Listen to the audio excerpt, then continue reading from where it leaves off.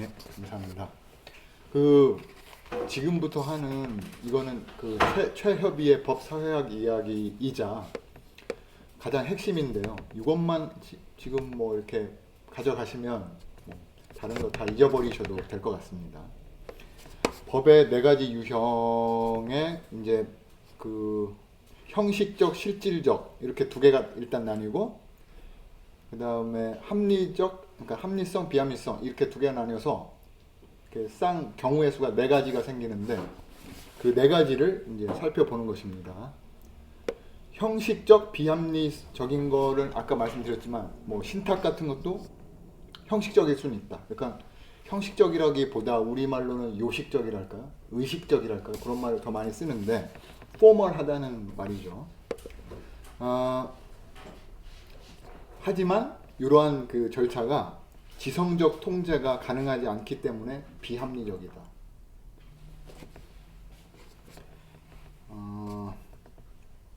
절차 위반이 조금이라도 있으면 소송에서 지는 결과가 초래된다. 이게 여기서는 안 나왔지만 자료에는 있으실 텐데요. 이거는 실제 있는 상황이었는지 아니면 그 법률가, 법학자가 이렇게 설명을 하려고 이렇게 만들어낸 사례인지는 모르겠지만, 그 법률 사료에 어떤 케이스가 소개가 됐냐면 12표법에 네가 나의 그 주로는 포도나무겠죠. 그 나무를 자르면 내가 너에게 이렇게 소송을 제기해서 책임을 물릴 수 있다. 이런 그 12표법 조항이 있습니다.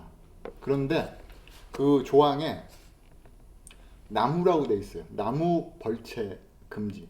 나무. 근데 제가 나의 그 포도나무를 잘라서, 예? 지금까지 안 들렸나 보네. 죄송합니다.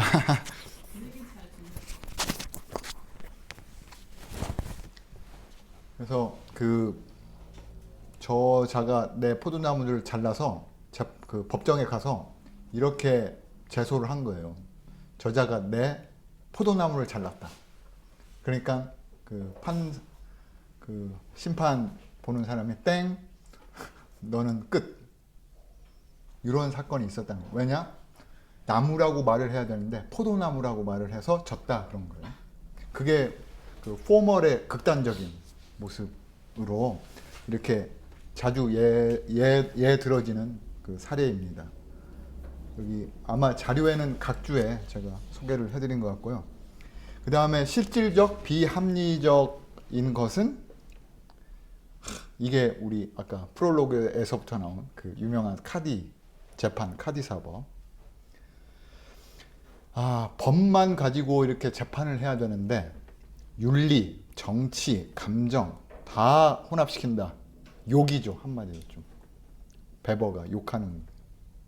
형평법, 우리가 실은 그 법 이런 그 개념 내지는 그 피라미드 구조 이런 거 갖고 막 따질 때 그거는 상당히 막 기술적인 거거든요. 그 수학 비슷하다고 하는. 그걸 막 계산하고 하다가 결국에 그 로마에서 가장 이상적인 상태는 갑하고 을하고 싸울 때 막 계산하고 하다가 갑이 이긴다. 을이 이긴다. 딱 결론이 딱 나오잖아요. 그거는 이제 거의 그거랑 비슷해요. 정의가 돼 있으면 공리나 뭐 이런 거 갖다가 이제 공리 정리 나가서 막 그 공식들로 이렇게 문제 푸는 거랑 거의 비슷해요. 법이. 그게 실은 그래서 이 사람도 이제 합리적이다 뭐 이런 얘기를 할 수 있는 건데, 포멀하다도 뭐 같이 그런 말을 할 수가 있는 건데, 법만 갖고 이제 그거를 풀어야 된다는 거죠. 그런데 이 카디 사법은 다른 그 요소들이 다 들어간다, 그런 거고, 형평법을 쓰는 것은 실은 좋은 상태가 아니라고 보는 거예요. 형평이란 것도. 형평도 실은 이렇게 실체가 없잖아요. 그래서 실체란 말을 함부로 쓰면 안 되겠지만 딱 정해진 게 아니잖아요. 그 실은 그 판관의 마음이나 이런데 좌우될 수가 있어서 형평법을 쓰면은 원래는 안 좋은 건데 카디사법은 형평법 선언이 핵심이다. 여기서 지금 고대 히랍 아테네도 까이고 있다 이거죠. 인민사법, 시민재판 이렇게 나눠서 했지만 인민재판이잖아요. 부분 떼면 인민재판 한다 그거고, 영국의 치안판사. 영국도 실은 대륙의 입장에서 보면은 좀 요 베버의 구도에 딱 맞는 체제는 아닌 거죠. 그런 그 실질적 비합리적이 카디사법이고, 실질적이자 합리적인 경우도 있다. 그 아까 그 중세 무슨 통치자나 교회 얘기를 했었는데요. 토라, 코란의 종교법과 절대주의 군주들의 통치가 이제 실질적이자 합리적인데, 실질적이란 말은 왜 실질적이냐? 여기에 그 다른 요소들이 이렇게 끼어든다. 그래서 실질적인데, 그 윤리적, 종교적 원칙들이 끼고 개입을 하고, 또 그 가산적 사법이란 얘기는 가산적 그 절대주의 군주로 같이 가는 건데, 뭐냐면 예전에 그 근대 국가가 탄생하기 전에는 왕의 가산하고 나라 재산하고 이게 구별이 잘 안 됐잖아요. 그 얘기를 하는 겁니다. 그야말로 나라 이코르 가산 뭐 이러한 상태. 그러한 경우에도 이제 그 여기서 그 가산적 사법에서는 공동체의 복리, 공동체 이코르 가산이니까 가산의 복리.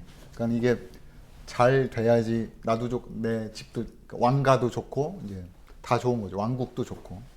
그러한 고려가 들어간다는 거고, 그거는 실은 법적인 뭐 고려는 아닌 거죠.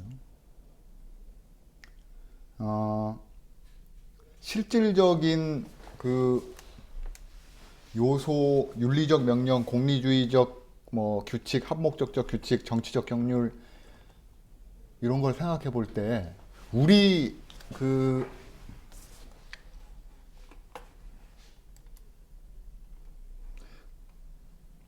이거는 좀 이게 지금 널리 방송이 되고 있지만 오프 더 레코드로 말씀을 드리자면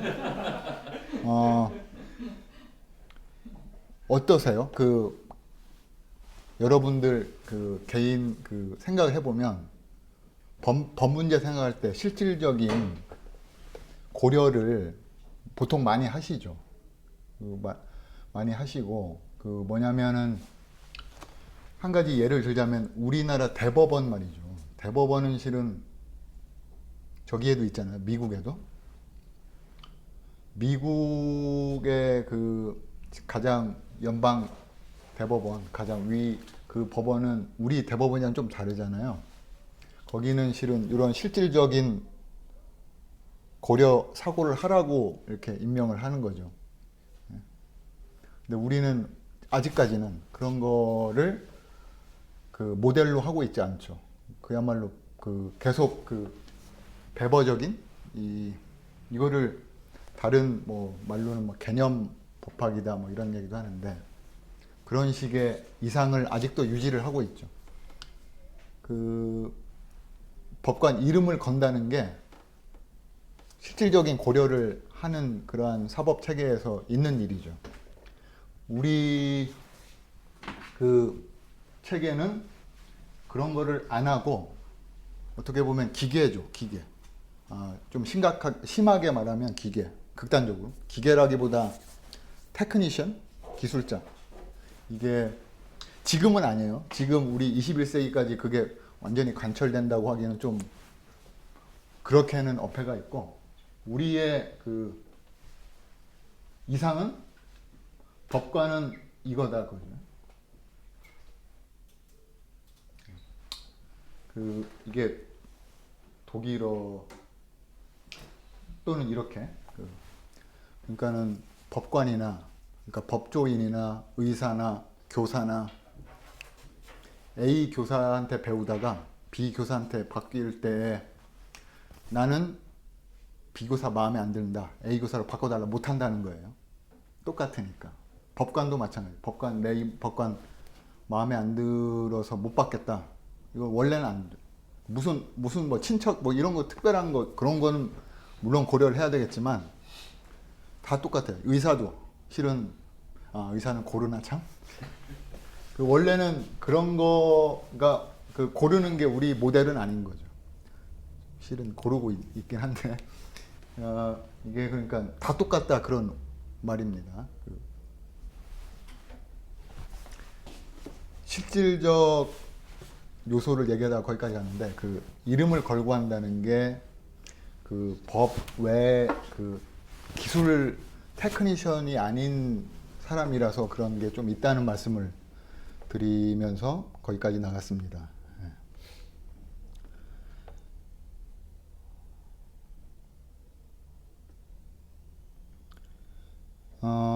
그 마지막에 그 합리성의 의미가 나오는데요. 마지막 두 줄에 추상적 의미 해석들의 논리적 일반화로서 규범들이 법정을 영향을 준다. 그러니까는 말이 좀 이렇게 이상하게 늘어졌는데 핵심어를 뽑자면 추상적, 일반적 이거예요. 그러니까 왜 법이 추상적, 일반적이어야 하나요? 반대가 뭐죠? 추상적은 구체적이나 일반의 반대는 뭐죠? 개별적 이런 거. 그 개별적 법이나 구체적 법은 안 되죠. 그 왜 안 될까요? 일반적, 추상적. 여기 나왔습니다. 합리적이 아니라서. 합리적이라는 것은 아까 뭐 경제 영역에 잠깐 말씀을 드렸지만 결국엔 계산 가능, 예측 가능, 뭐 이거의 다른 말은 아닌 것 같아요. 만약에 이 예를 들게 되어서 유감이긴 하지만 누구 특정인을 잡아라. 전 대통령을 잡는 법을 만든다. 우리 만들었죠. 그 역사의 증인 아니신가요? 근데 그게 실은 그러한 사람이면은 이라서 좀 허용이 된 점이 있지만 법이 나 잡으려고 지금 국회의원이 만나오면 깜짝 놀랄 거 아니에요. 이거 웬 미친 짓을 하나. 그런 사람이 아니라 여러분 한 사람을 잡기 위해서 법이 만들어진다면 말도 안 된다고 할 거잖아요. 그러면 합리적이 아니고 예측이 안 되잖아요. 그러니까 일반적 추상적이라는 법의 본질적 속성은 다 이렇게 알고 지금 어떻게 돌아가고 있구나. 그 수범자가 대책을 세울 수 있게 해준다는 의미죠. 그러니까 예측을 하고 계산을 하고. 그래서 이러한 법들은 예측이 가능은 한데 온갖 그 다른 요소들이 잡다하게 껴있다. 그래서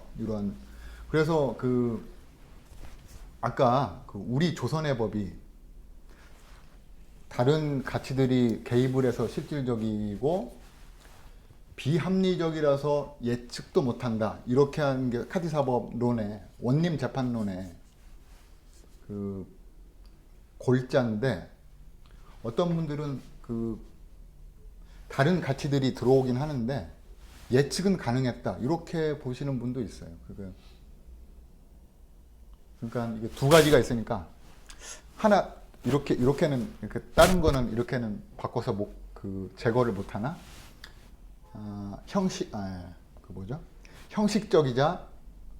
형식적이지만 비합리적이다. 이건 아니죠. 왜냐하면 다른 요소들이 끼는 건 확실하니까.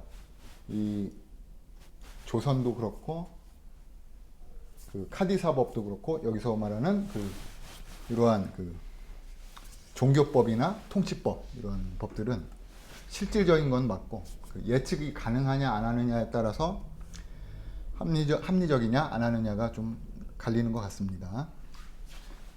이제 라번 오려고 지금 말을 한 건데요. 지금 보니까 제가 많이 말씀을 다 드렸네요. 로마법에서 출발해서 이제 독일의 보통 법학이라고 하는 판택된 법학이라고 하는 일정 단계를 거쳐서 달성이 된 시민법 발전의 최종 단계이다. 여기에 물론 뭐 이렇게 반론을 제기를 뭐 충분히 할 수는 있겠죠. 여하튼 그냥 여기는 베버의 입론을 따라가 보도록 하겠습니다. 요 특징들 다 말씀을 조금씩 드렸습니다. 구체적인 법 결정은 추상적 법규의 구체적 구성요건에 대한 적용, 즉 포섭이다. 이거는 쉽게 말씀드리면 형법에는 사람을 살해한 자는 어떠어떠한 형에 처한다 이렇게만 돼 있잖아요. 이게 여기서는 추상적 법규죠. 그러니까 갑이 살해하면 이렇게는 절대 할 수가 없죠. 그러니까 그렇지만 갑이 살해했을 때 갑이 몇 년 받아야 된다. 구체적 법 결정은 금방 말씀드렸던 그 형법 250조가 적용이 되고 포섭이 그렇게 그 갑이 포섭이 되는 거죠. 그 법조문에. 요게 형식적 합리적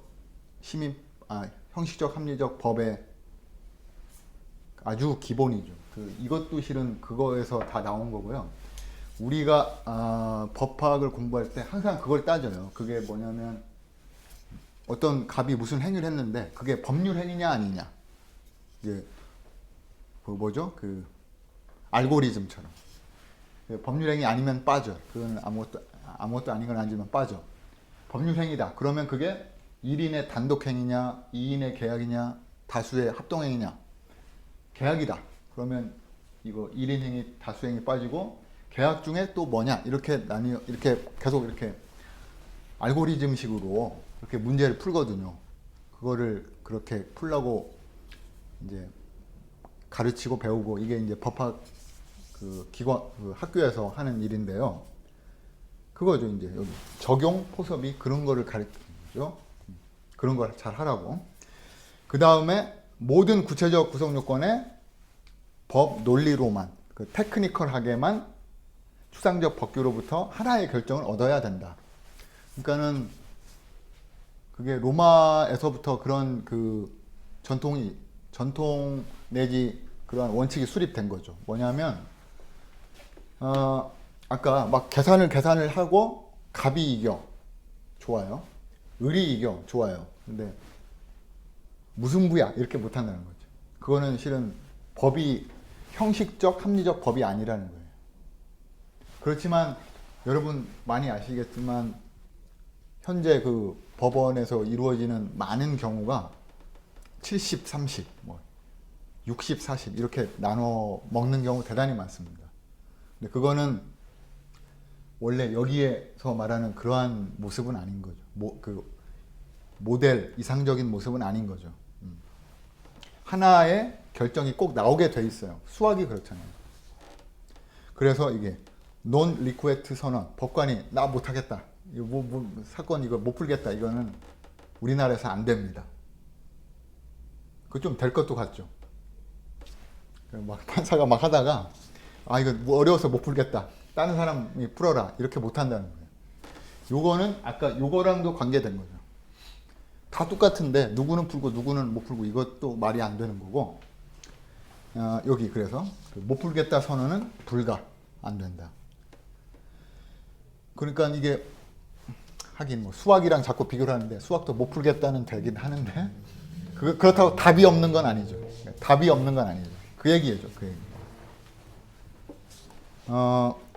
여기 현행법은 말이 좀 복잡하지만 무음결 체계이거나 여야 된다. 그런 거예요. 간단하게 말하면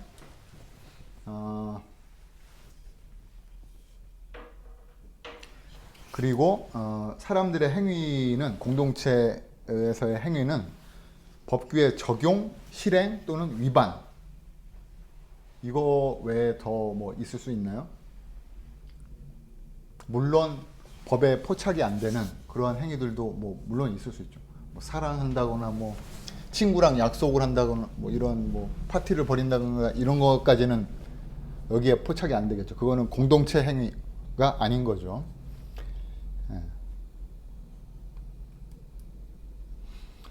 어,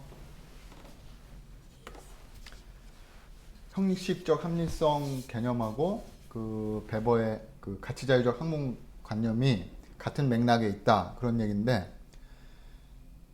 이것은 그냥 이렇게 혼자 보셔도 될 것 같은데, 그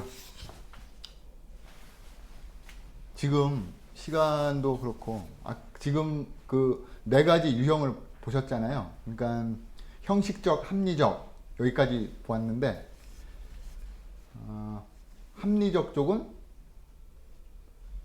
예측이 가능하다, 그 계산이 가능하다 이쪽이라고 말씀을 드렸고, 형식적이라는 말은 그 아까 그 비교 개념을 좀 생각하시면 더 쉬울 것 같아요. 그러니까는 뭐 정치적, 윤리적 이런 거 끼어들지 않고 법적인 그 법전에 보면 그야말로 정말로 정의들이 있어요. 뭐는 뭐다, 그러니까 정의를 왜 하냐면 거기에서 공리가 나와서 이렇게 풀라고 정의들이 있어요. 그런 식으로 문제를 푼다는 게 이제 형식적인 거죠. 그러니까 형식적, 합리적 그런 말씀을 다 드렸으니까 다른 것들은 여기 뭐 예컨대 요거나 한계 이것도 짧게 말씀드릴게요. 대중들이 이렇게 그 대중들이 법에 불만이 많죠. 그러니까 자신의 그 뭔가 기준에 충족이 안 되는 거를 항상 느껴요. 하지만 그 기준이 뭐냐 할 때 그게 외부 가치라는 거죠. 그 윤리나 감정이나 그러니까 법적인 기준은 아니라고 보는 거예요. 그러니까 요 계산으로 그 테크니컬하게 잘 풀어서 딱 결론을 딱 냈는데 받는 사람 내지는 옆에 있는 사람들이 이상하다 이런 경우가 대단히 많아요. 그래서 그 법에 관련된 분들 중에는 그게 나쁜 게 그러니까 그게 잘못된 게 아니다. 뭐 그런 막 그 주장을 많이 하셔요. 듣는 사람은 그런데 강변이다. 이거 좀 법이 이상한데 이거 뭐 좋긴 뭐가 좋아 이게. 그런 게 그 대중의 에토스가 형식적 합리적으로 난 그 결론에 불만이 있는 경우는 얼마든지 많다. 그 말씀이고요. 그 자본주의가 현대 사회, 합리적인 사회 만드는데 큰 기여를 했다고는 하지만 이 자본주의적 사고도 탈락이 돼요. 왜냐하면 이 사람들은 여기 세 번째 줄에 항상 두 번째 줄인가요? 이해 상황에 맞추어져 있기 때문에 이해 상황, 인터레세 여기에 요게 또 같은 말이지만 이렇게 계산을 슉슉슉슉 해서 결론이 딱 나왔을 때 이익이 안 맞으면 이 사람들은 거부를 하는 거예요. 그러니까는 이 사람들이 이익 중심 사고를 해서 합리적인 거는 맞는데 형식적 합리적인 법 체계 결론에 이 사람들이 항상 그 만족을 하고 이렇게 받아들이는 건 아니다. 그런 말씀이고요. 계급적인 문제. 그 사회법이라는 말은 그 중고등학교에 나왔잖아요. 형식적 합리적 법을 운용하는데 전제가 있어요. 그건 로마도 그렇고 현대도 그렇고 모든 사람이 평등하다. 그 시민이 평등하다. 이 베버 지금 오늘은 안 가져왔지만 베버 베버 같은 예 중에 그 얘기를 계속 하긴 해요. 그 시민들이 있어야지 이게 있을 수가 있다. 시민들이라는 건 평등한 주체. 평등하지 않으면 일단 형식적 합리적인 이런 체계를 운영할 수가 없다. 그런 얘기를 계속 하는데 그런데 사회법 같은 거는 아니죠. 평등한 게 아니죠. 그러니까 노동법, 현대 노동법은 불평등한 걸 인정을 하고 법이 개입을 하죠. 뭐 여러 가지가 있죠. 법 영역. 주택임대차 보호법. 네? 평등하지 않죠. 그리고 그 대부업 관련법, 이자율 제한 이런 것도 평등하지 않죠. 그러니까 여기 좀 제목이 계급과 형식주의 되어 있는데 형식주의는 계급이 없이 아주 평등한. 근데 지금은 예컨대 현대에는 무슨 소비자도 실은 약자로서 많이 보호를 받. 지금 그 뭔가를 그 홈쇼핑에서 사서 며칠 안에는 아무 이유 없이 그냥 깰 수 있죠. 그건 실은 평등한 주체들 간이라면 말도 안 되는 거죠. 아닌가요? 그 다음에 법률가의 활동을, 그런데 이러한 그 피라미드적인 그 계산 체계 내에서 그 비판이 많았고요. 그래서 지금 이런 식으로 법이 운영된다고 믿을 사람은 없죠. 그냥 어떻게 보면 이것도 아이디얼 타입이고, 그 19세기 독일에서나 이렇게 뭔가 주장이 되고, 그러니까 뭐 현실화도 물론 됐지만, 그래서 독일에서도 거기에 대한 반론이 큰 그 학파까지 성립이 되면서 이렇게 반대를 많이 했는데, 그 이름이 자유법학파 이런 사람이죠. 그 아마 자료에는 요 주창자가 쓴 책도 좀 소개를 해드렸는데, 그 얇으니까 뭐 보셔도 재미있을 것 같아요. 이 자유법학파가 주장하는 바는 이런 거는 미친 짓이다. 여기에 마지막 줄에 보면 판사의 활동을 요구한다. 이거는 영국으로 가자 이런 얘기거든요. 그 독일적인 요 계산에 의한 사법 활동의 모델, 그 이상적인 모습은 판사가 활동하면 안 되는 거예요. 그냥 법을 그냥 선언만 해야 되는데 그런 거죠. 그래서 이런 그 이름들은 다 그 폄하적인 이름들이죠. 법 자판기 내지는 개념법학. 그런데 그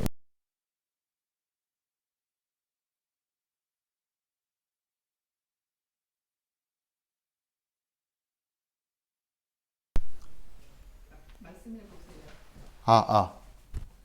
안 돼?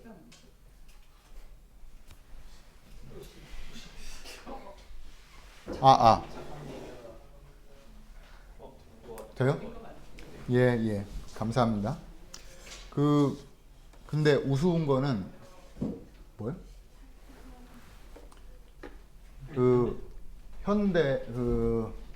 이거는 전 세계에 리걸 인포마틱스 이런 과목들이 있어요. 법 정보학이라고 할까? 거기서 이런 거 하고 있어요. 자판기처럼. 그러니까 사실관계를 뚝 넣으면 두루룩 해서 결론 딱 나오고. 이게 실은 AI도 그런 원리죠. 그런데 그런 일을 하려면 독일적인 이런 개념법학적인 게 훨씬 맞아요. 그죠? 영국, 미국, 그거는 제가 지금은 모르겠는데 몇 년 전에 이렇게 공부하다가 보니까 절도가 뭐냐? 이거는 로마에서부터 막 정의가 딱 명확하게 돼 있거든요. 독일은 물론 그 후계자니까 딱 돼 있는데 영국 법을 보니까 절도가 뭔지가 안 나와. 그렇다고 그 사람들이 법생활 못하고 못 사는 게 아닌데 참 그렇더라고요. 이러한 그 개념을 굴리려면 이름이 중요해요. 이름. 근데 이름도 그러니까 절도에 해당될 만한 이름이 여러 가지가 있더라고요. 여러 가지. 혹시 이런 거 들어보셨나 모르겠지만 그 중에 이게 아마 라틴어에서 왔을 것 같은데 이런 단어. 잠깐만 이게 나도 헷갈려. 이거 아닐 수도 있네. 아니면 이건가 참 라틴어에서 왔으니까 이거.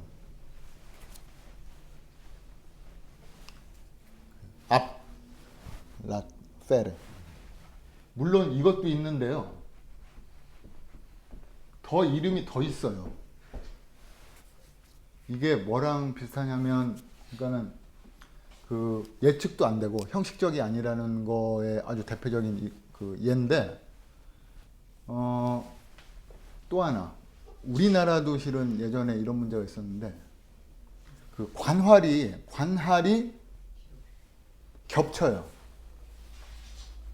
그 A 행정청의 관할하고 B 행정청의 관할하고 C 행정청의 관할하고 겹쳐요. 그 로마가 그 후대에 그 끼친 그 영향 중에 하나가 관할은 겹치면 안 된다. 그것도 상당히 중요한 거거든요. 근데 그 이렇게 말할 수 있어요. 관할이 겹치는 게 뭐가 그렇게 중요해?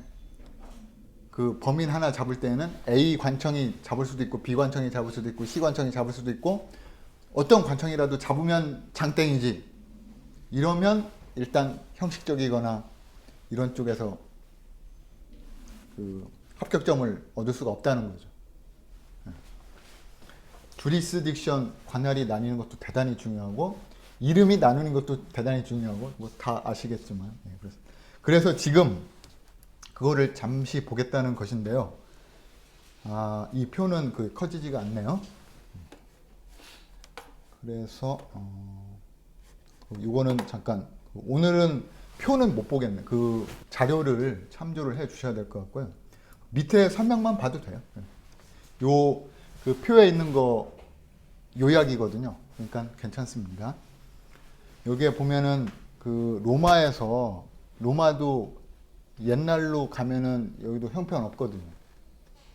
12표법이 있다고는 하지만 12표법이 있을 때는 법의 민족이라고 하기가 아직은 좀 부족하죠. 그 세르비우스라는 요 사람이 우리 책에도 나오잖아요. 누구 친구잖아요. 키케로 친구잖아요. 이 사람이 이제 제대로 된 법학을 열었다 이렇게 평가를 받는데요. 그 이름을 아주 중요시하게 생각했고 이거는 뭐 어떻게 보면 당연한 이야기일 수도 있지만 이 시대에는 당연하지 못했던 게 이때에는 이 사람 전에는 내지는 이 사람하고 같이 살았던 사람들에게는 이러한 문제가 아주 명확히 이렇게 드러나지 않았던 거예요. 이 사람이 이런 거를 지적을 했는데 여기에 보면은 그 사물의 명칭은 주관적인 이해가 아니라 언중의 관용에 따라 이해하여야 한다.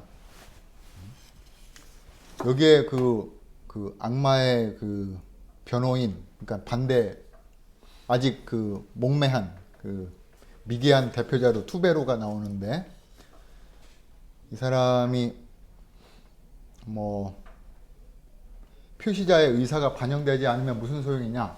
이 말은 뭐냐면 내가 계약을 맺을 때 상어라고 상어 계약 맺자고 표시를 했는데 이름을 썼는데 상어란 이름을 썼는데 투베로 생각에는 이런 사람이 있을 줄 모르겠지만 고래라고 하면 되겠죠. 머릿속에 이제 알고 있는 건 고래인데 계약서에는 상어라고 쓴 거예요. 그러면 투베로 여기 보면은 세르비우스 입장으로 가면 상어 계약이 되는 거예요.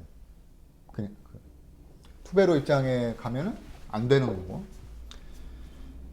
이 법학이 서려면 그 상어 계약으로 가야 된다 이런 얘기. 아까 그 표 개소의 핵심은 그거예요. 그러니까는 의사와 표시가 있을 때 마음속에 있는 거 있고 이렇게 말로 나오거나 뭐 글로 나온 게 있을 때 글로 나온 거를 중시 내지는 그게 표준, 그게 기준이 된다를 인정할 때부터 법학이 가능하다 이거죠. 그래서 여기에 그 이런 거 어때요? 그 아랫부분에 얘가 하나 나는데 처음에는 그냥 그 청동 뭐랄까 덩어리인데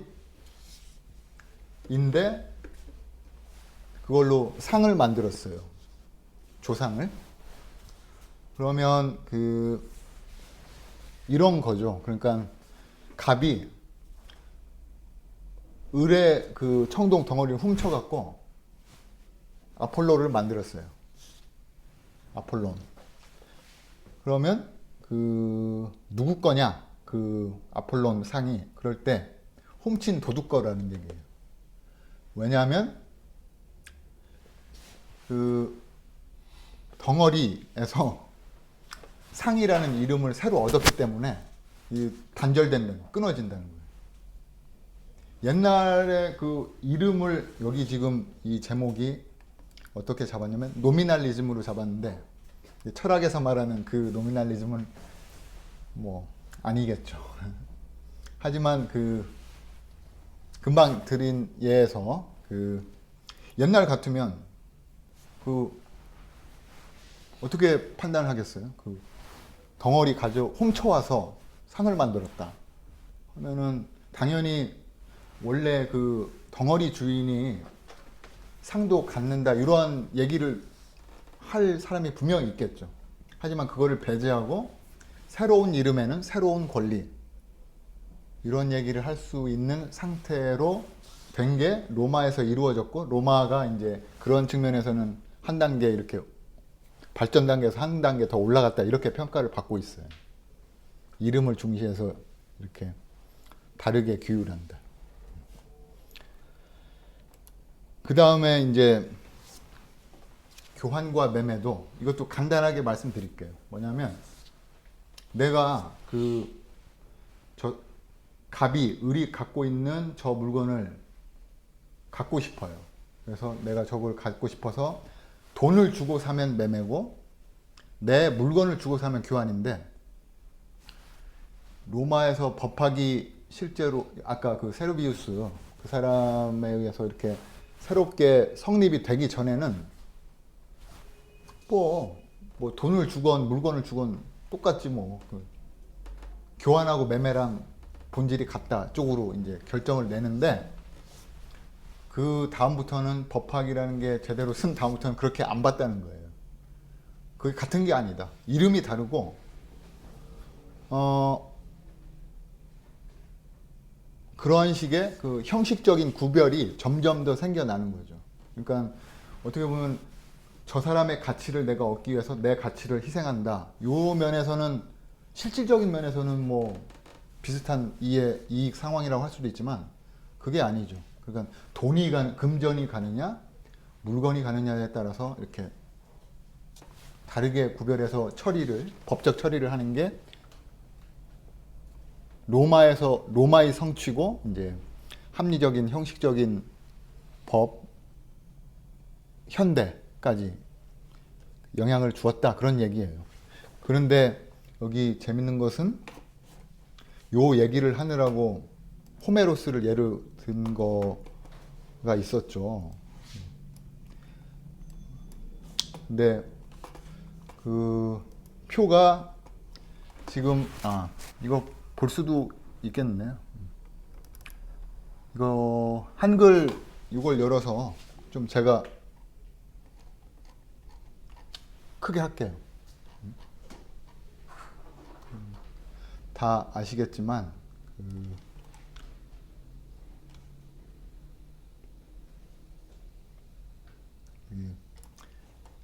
정암학당에서 이런 얘기를 하는데 이런 거 하나 보고 가야 될 거 아니겠어요?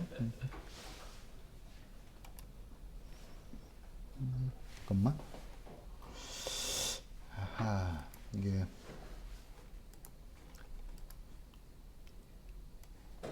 잘 될지 모르겠네요. 잠깐만 이게 한글 이게 그냥 보이게만. 네. 간단한 거였네. 대금은 금전으로 이루어져야 한다. 노예나 토지 또는 옷 등 다른 물건들도 다른 물건의 대금이 될 수 있는지 이 사람들도 다투었대요. 그러니까 옛날적인 사고에 아직 머물러 있던 사람도 있고 새로운 사고를 했던 사람들이 있는 거죠. 사비누스 카시우스는 옛날 사람이에요. 그래서 이 사람들은 물건도 대금이 될 수 있다 이렇게 생각을 해갖고 아까 다 말씀을 드린 거지만 이런 거를 예로 들 수 있나 모르겠어요. 그래서 장발의 아카이아인들이 그곳에서 포도주를 사왔느니 혹자는 청동을 대신 주었고 혹자는 번쩍이는 무쇠를 주었으며 혹자는 쇠가죽을 주는가 하면 혹자는 살아있는 소를 주었고 혹자는 포로를 주었다. 이게 그러니까 새로운 입장에서 보면은 모순돼.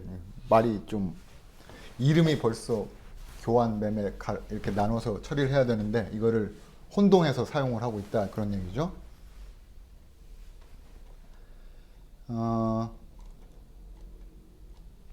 그런데 반대편에 사람들이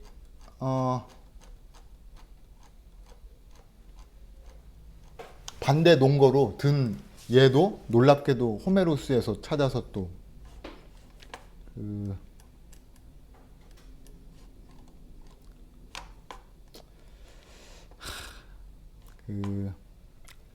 이거는 더 작은데요. 크게 이것도 이제 일리아스죠. 그래서 그는 황소 100마리의 값어치가 있는 자신의 황금 무구들을 황소 9마리의 값어치밖에 안 되는 튀데우스의 아들 디오메데스의 청동 무구들과 맞바꾸다. 교환.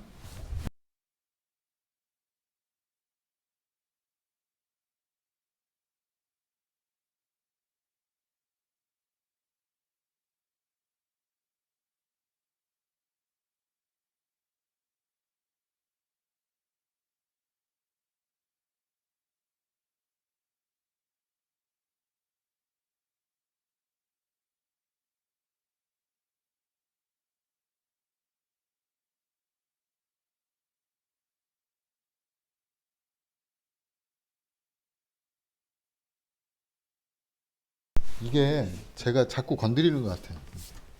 여기다 걸어야 돼. 됐죠. 네. 요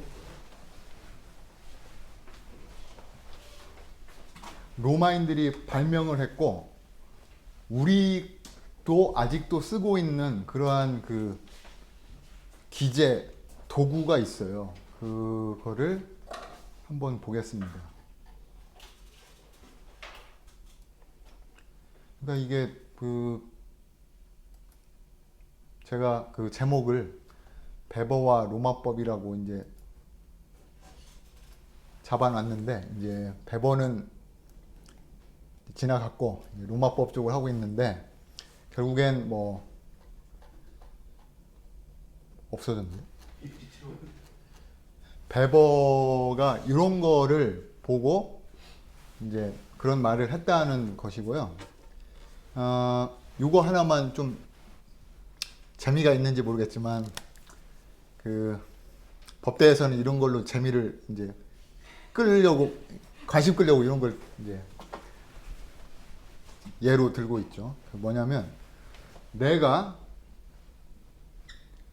나의 채무자에게 너에게 금전을 공여하도록 이렇게 돈을 이제 나의 채무자가 너에게 돈을 주라고 내가 채무자에게 시킨 경우에요. 그럴 때 너는 나에게 채무를 부담하는데 이 말은 뭐냐면 원래는 내가 누구한테 돈을 갚아야 돼요? 받은 사람, 직접 준 사람. 예? 근데 이 경우를 배우를 조사를 해봤더니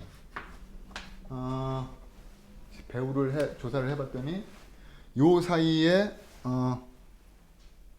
아니죠. 배우를 조사한다기보다 돈이 이렇게 안 갔잖아요.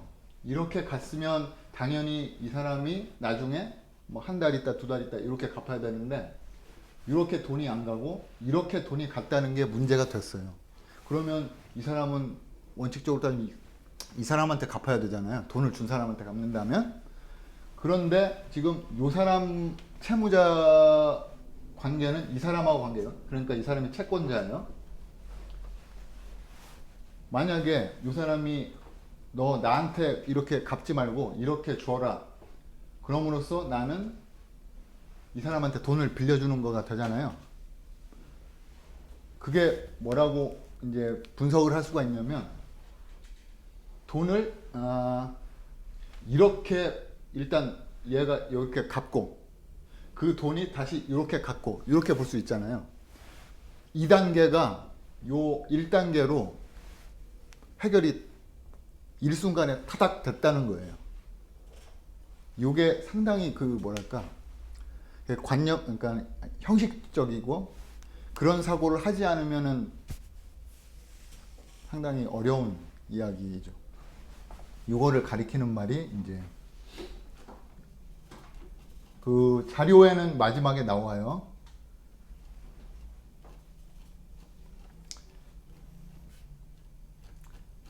뭐라고 나오죠? 자료에? 요런 말이. 다른 한 가지 그 케이스가 더 있긴 한데 지금 시간도 그렇고 하진 않겠습니다. 그렇지만 요런 그 사례랑 거의 똑같은 거예요. 뭐냐면 이게 여기도 나왔지만 머리에서 이루어진다고요. 그러니까 실제적으로는 이루어지지가 않는데 머리에서 타닥 일순간에 간 걸로 보는 거를 법적 순간이라는 그런 용어를 써서 이거를 지금 이렇게 분석을 하고 있습니다. 의제이기도 하고요. 그러니까 법적 순간을 만들어낸 것도 그 로마인들의 기여고 공헌이고 정말 그런데 이렇게 한번 마지막에 질문을 던지면서 마치도록 하겠는데요. 카디사법의 대표자가 누군지 아세요? 역사상 우리나라 외국 다 통틀어서 이슬람 샤리아법이라고 아까 말씀은 드렸지만 그 사람보다 훨씬 더 유명한 사람이 있어요. 예? 예, 솔로몬. 그 애기 땡기라고 한 거 있잖아요. 그거는 로마인들이 보면은 말도 안 되는 얘기. 예? 그 카디사법이 완전히 막 나쁘고 사악하고 엉망인 건 아니에요. 솔로몬 좋잖아요. 솔로몬의 판결이라는 게 역사에 남을 정도로 명판결이잖아요. 근데 로마에서는 명판결이 아닌 거예요. 아주 이렇게 좀 급이 떨어지는 판결이에요. 그런 말씀을 드리면서 오늘 강의를 마치도록 하겠습니다. 예, 감사합니다.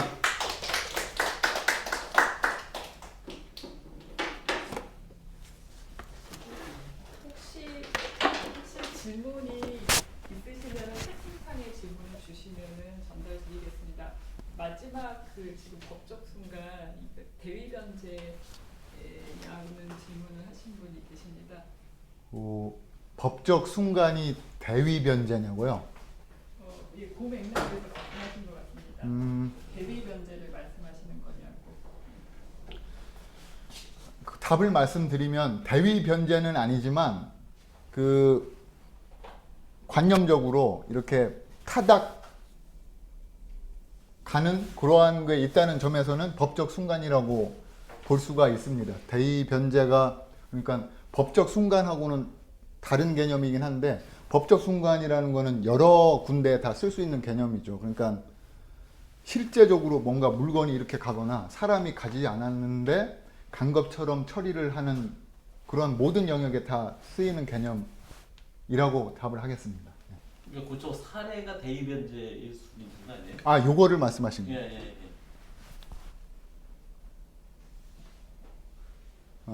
그래서 아니라고 답을 드렸는데 근데 그거를 말씀하시는 걸 보니까 법 공부를 하신 분인데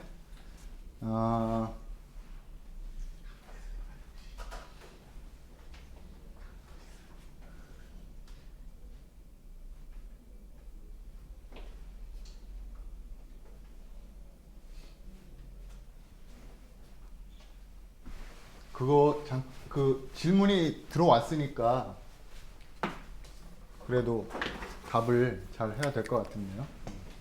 여기에 권리자가 있고 무자가 있을 때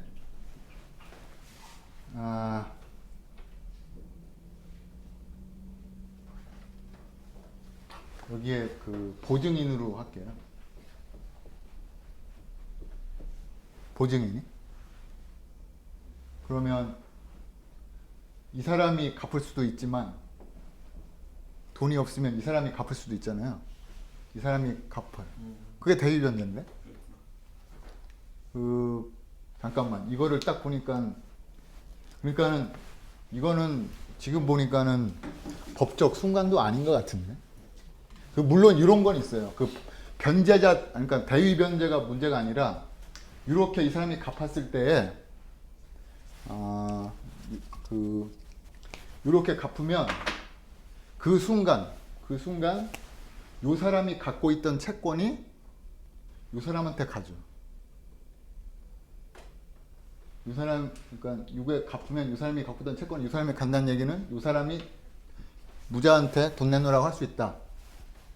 근데 요런 거를 그러니까 이거를 갚았을 때 자동적으로 싹 간다. 그런 거를 만약에 법적 순간 얘기를 한다면 그쪽에는 물론 뭐 대입을 할 수도 있지만 좀 이렇게 그래요. 그 법적 순간이랑 좀 넓게 보면 이게 실은 요거를 보증인이 채권자한테 변제를 한다고 해서 요 채권이 당연히 싹 갈 일은 없거든요. 근데 이거는 좀 아까 그거랑 좀 다르지 않아요? 뭐냐면 아까 그거는 요 두 문제를 일방에 해결한다. 일방으로 해결할 때 눈에 보이지 않던 두 단계가 해결이 된다. 그거 문제인데 대위변제에서 그 보증인이 갚았을 때 채권자의 채권이 보증인에게 자동으로 간다는 그거랑 좀 다른 거는 같아요. 예. 예. 그렇게 답을 드릴게요. 더 질문은 올리시지 않으셔서 예, 예. 강의는 예. 강좌는 이것으로 마치도록 하겠습니다. 예. 감사합니다. 오늘 예. 강좌 이렇게 마치겠습니다. 한준현 선생님 감사합니다.